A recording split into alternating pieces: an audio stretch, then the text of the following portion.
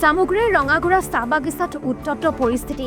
ৰঙাগুড়া চাহ বাগিচাৰ সহ পৰিচালকে এগৰাকী নাবালিকাক অশ্লীল প্ৰস্তাৱ দিয়াৰ অভিযোগ ৰাইজৰ। বাগিচাৰ সহ পৰিচালক দেৱৰঞ্জন মহন্তই 17 বছৰীয়া এগৰাকী নাবালিকাক বাংলোত কাম কৰাৰ চলেৰে নাবালিকাগৰাকীক অশ্লীল প্ৰস্তাৱ দিয়াৰ অভিযোগ ৰাইজৰ। উক্ত ঘটনাৰ সন্দৰ্ভত এক আলোচনাৰ মাধ্যমেৰে অসম চাহ মজদুৰ সংঘৰ একাংশ বিষয়ববীয়ে ঘটনাটো গাপ দিয়াৰ বিৰুদ্ধে অভিযোগ উত্থাপন কৰিছে অসম চাহ জনজাতি ছাত্ৰ সন্থাই। পূৰ্বে বহু বাগানৰ যুৱতী মহিলাক সহ পৰিচালক দেৱৰঞ্জন মহন্তই অশ্লীল প্ৰস্তাৱ দিয়াৰ অভিযোগ ৰাইজৰ। অতি শীঘ্ৰেই নাবালিকাগৰাকীক অশ্লীল প্ৰস্তাৱ দিয়া সহ পৰিচালক দেৱৰঞ্জন মহন্তক গ্ৰেপ্তাৰ কৰাৰ দাবী জনাইছে চাহ জনজাতি ছাত্ৰ সন্থাই।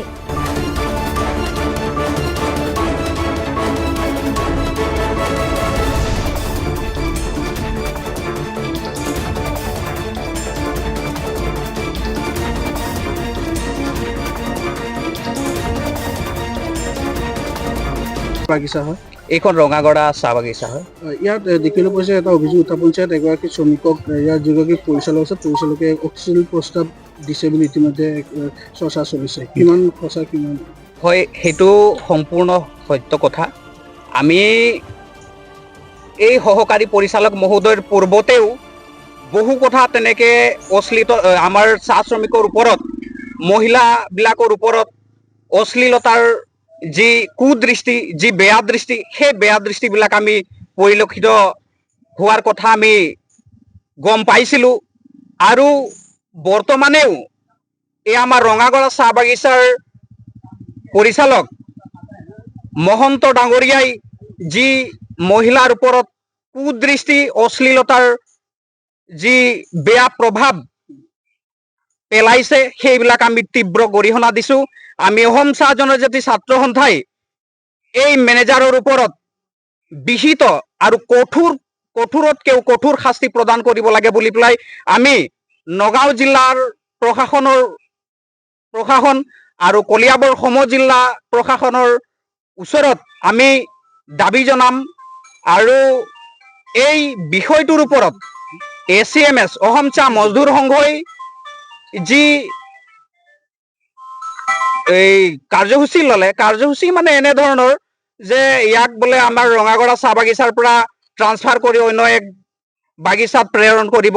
তো আমাৰ চাহ শ্ৰমিক মহিলাৰ ওপৰত এনে অত্যাচাৰ এনে ঘৃণামূলক অত্যাচাৰ বেয়া কুদৃষ্টি আমাৰ মহিলাবিলাকৰ ওপৰত পেলাই যেনেধৰণৰ মানে ACMSে ইয়াৰ পৰা মেনেজাৰক অন্য এটা জেগাত প্ৰেৰণ কৰিছে বা অন্য জেগাত মানে বদলি দিছে, তেনেকে কৰিলে আমাৰ ACMSক আমি মানে ক্ষমা কৰিব নোৱাৰো। শাখাত এছিষ্টেণ্ট মেনেজাৰজনে এগৰাকী শ্ৰমিকক দুৰ্ব্যৱহাৰ কৰা এটা অভিযোগ উত্থাপন হৈছে। আৰু ইতিমধ্যে ACMS স্থানীয় ৰাইজ বা শ্ৰমিকসকল আৰু ইউনিটৰ সংগঠনসকলক লগত লৈ এখন সভা আয়োজন কৰিলে। ঘটনাটো হৈছে 24 ঘণ্টা পূৰ্বৰ, কিন্তু আজি ৰহস্যজনকভাৱে আলোচনা কৰি কোনো ধৰণৰ একশ্যন নোলোৱাকৈ মেনেজাৰৰ বিৰুদ্ধে আলোচনা হৈ গ'ল। কি ক'ব এই ক্ষেত্ৰত? অতিশয় দুখৰ লজ্জাজনক কথা।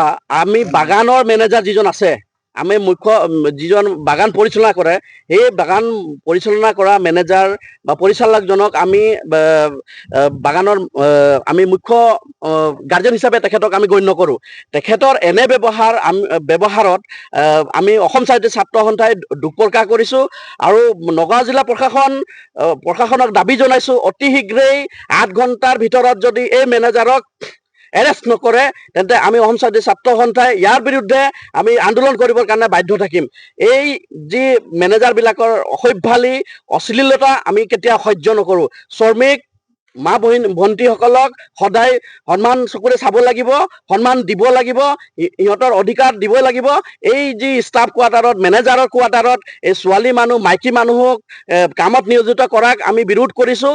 আৰু আজিৰ পৰা আমি সকীয়াই দিব বিচাৰোঁ যে নগাঁও জিলাত যিমানখিনি চাহ বাগিচা আছে এই চাহ বাগিচাসমূহত এই ষ্টাফ কোৱাৰ্টাৰত মেনেজাৰৰ কোৱাৰ্টাৰত এই ছোৱালী মানুহ মাইকী মানুহ কামত নিয়োজিত কৰিব নালাগিব।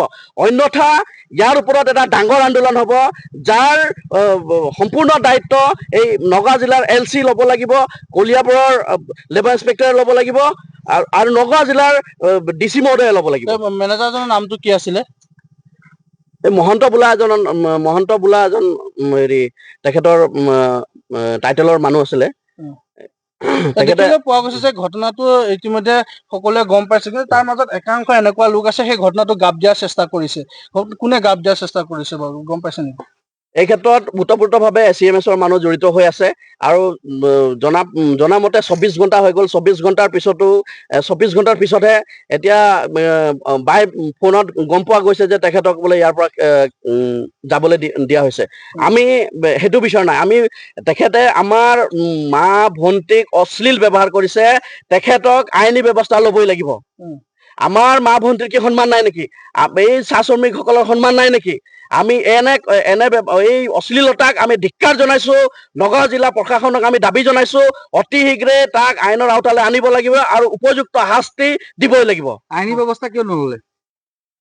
সেইটো কিছুমানে এই বিষয়টোক গাপ দিবলৈ চেষ্টা কৰি আছে কাৰণে ইয়াক আইনী ব্যৱস্থালৈ লৈ যোৱা নাই। কিন্তু আমি অসম চৰাইদেউ ছাত্ৰ সন্থাই এটা নগাঁও জিলা প্ৰশাসন, কলিয়াবৰ সমজিলা প্ৰশাসনৰ লগত আমি আলোচনা কৰিম যে অতি শীঘ্ৰে মেনেজাৰজনৰ ওপৰত এখন আইনী ব্যৱস্থা ল'ব লাগে বুলি পেলাই। বাগান অঞ্চলসমূহত SCMSৰ যি নিয়মাৱলী আছে, যি সংবিধান আছে, তাতকৈ আইনৰ যিখন আমি সমগ্ৰ ভাৰতবৰ্ষে গ্ৰহণ কৰো, সেই আইনখন তলত নেকি?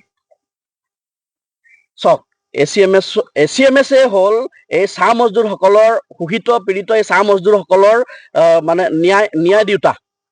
এখেতসকলে বৰ্তমান চৰকাৰৰ লগত হাতে হাত মিলাই পেলাই চলি আছে। এইসকল মানুহৰ পৰা শ্ৰমিকৰ আৰু ন্যায় কি আশা কৰিব আপোনালোকে? আজিৰ তাৰিখত এই SCMSৰ পৰা শ্ৰমিকে ন্যায় পোৱা নাই। আচ্ছাৰ প্ৰবল দাবীতহে একমাত্ৰ আচ্ছাৰ প্ৰবল দাবীতহে এই শ্ৰমিকসকলে ন্যায় পাই আছে। যোৱাটো বিধানসভাত অধিৱেশনত ৰূপেশ গোলা, যোনটো চৰম মন্ত্ৰী, ৰূপেশ গোলা চৰম মন্ত্ৰীৰ আগতেই আমাৰ চিফ মিনিষ্টাৰ মুখ্যমন্ত্ৰীয়ে কৈছিল যে চাহ বাগিচাৰ শ্ৰমিকৰ দৰমহা 500 টকা হোৱাটো স্বয়ং ৰূপেশ গোৱালাই নিবিচাৰে। সেইটো কাৰণে আজিলৈকে বোলে চাহ শ্ৰমিকৰ দৰমহা 500 টকা হোৱা নাই। তো চৰকাৰৰ লগত হাতে হাত মিলাই যোৱা যি সংগঠন, শ্ৰমিক সংগঠন, এই শ্ৰমিকৰ কি ন্যায় কৰিব? আপোনালোকে কেতিয়াবা আইনী প্ৰক্ৰিয়ালৈ যাব নেকি? হয়, এতিয়া আমি নগাঁও জিলা প্ৰশাসন আৰু কলিয়াবৰ সমজিলা প্ৰশাসনৰ ওচৰত আমি আইনী প্ৰক্ৰিয়াৰ দ্বাৰা তেখেতক শাস্তি দিব লাগে বুলি পেলাই আমি দাবী জনাম। মেনেজাৰজনৰ নামটো কি বুলি ক'লে? মহন্ত টাইটেলৰ আছিল। দেৱৰঞ্জন মহন্ত নেকি? হয়, দেৱৰঞ্জন মহন্ত। পূৰ্বেও তেনেকুৱা ঘটনা কৰাৰ কিবা অভিযোগ আছে নেকি? হয়, এই পূৰ্বৰো তেনেকে ঘটনা কৰা তেখেতৰ অভিযোগ আছে আৰু সেয়েহে আমি 8 ঘণ্টা সময় দিছো বাগানৰ মুখ্য পৰিচালকজনক অতি শীঘ্ৰেই এই মেনেজাৰৰ ওপৰত আইনী ব্যৱস্থা ল'ব লাগিব।